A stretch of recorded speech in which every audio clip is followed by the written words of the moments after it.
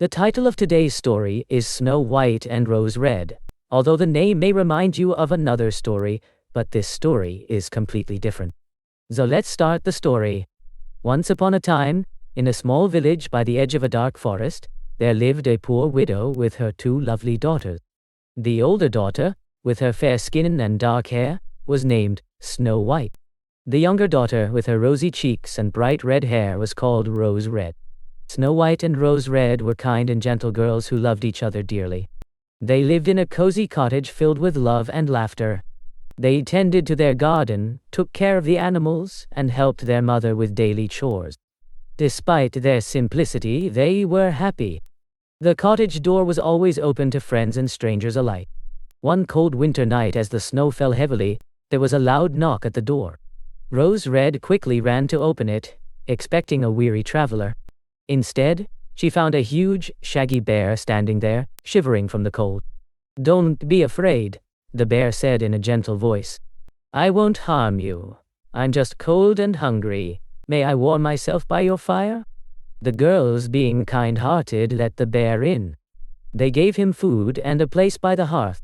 Their mother, seeing the bear's gentle nature, allowed him to stay the night. From that night on, the bear came to their cottage every evening.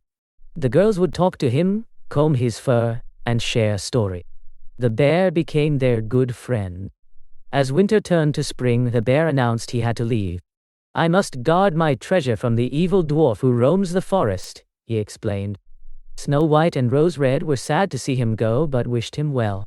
One day, while the girls were gathering flowers in the forest, they heard a cry for help. They followed the sound and found a dwarf with his beard caught in a tree trunk. Despite his rude and ungrateful behavior, the kind-hearted girls freed him. The dwarf vanished without even a thank you. This happened several times. Each time the dwarf was in some kind of trouble. And each time Snow White and Rose Red helped him, only to be met with ingratitude. The girls didn't understand why the dwarf was so mean, but they continued to help him out of the goodness of their hearts. One evening, as the girls were returning home, they saw the dwarf again, this time being attacked by a bear. They recognized the bear as their friend. The dwarf was trying to steal the bear's treasure.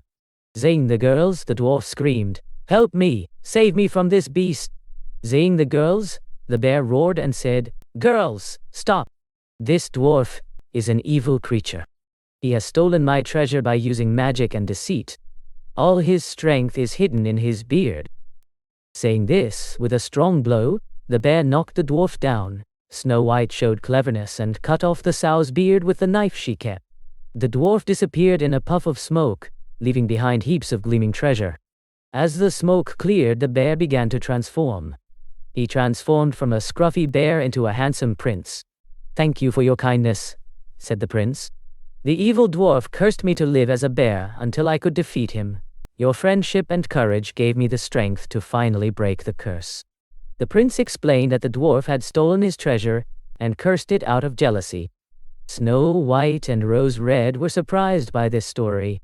The prince, who was now free, asked the girls to come to his kingdom. "You have shown true kindness and bravery," he said. "I would be honored to have you as my guest." Snow White, Rose Red, and their mother accept the prince's invitation. He traveled to her beautiful kingdom, where he was welcomed very happily. The prince's palace was grand, and the people were kind and welcoming. Snow White and Rose Red were treated like royalty. The prince fell in love with Snow White's gentle nature and kind heart, and they soon got married. Rose Red, because of her bright spirit and adventurous nature, found love in the prince's brother, who was equally kind and brave.